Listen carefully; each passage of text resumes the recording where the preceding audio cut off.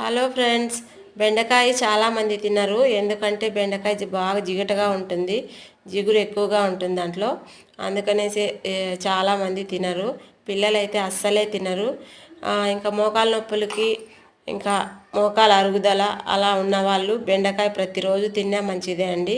ఇంకెందుకు, ప్రతిరోజు తినాలంటే మనము తాలింపైన చేసుకోవాలి, లేదంటే ఇలా కూర అయినా చేసుకోవాలి.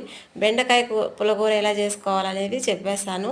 బెండకాయలు, టమాటాలు, పచ్చిమిరపకాయలు, ఇంకా చింతపండు, ఉప్పు, పసుపు, జీలకర్ర పొడి, మెంతి పొడి ఇవన్నీ అయితే వేసి బాగా వేయించుకోవాలి నూనెలో. చూడండి, ఈ విధంగా నూనెలోనే బాగా మగ్గిపోవాలి. తర్వాత ఒక చిన్న గ్లాస్తో నీళ్లు పోసుకొని కొద్దిసేపు ఉడికించుకొని ఇంకా తిరుగువాత అయితే వేసుకోవాలి. అంతేనండి, చాలా సింపుల్.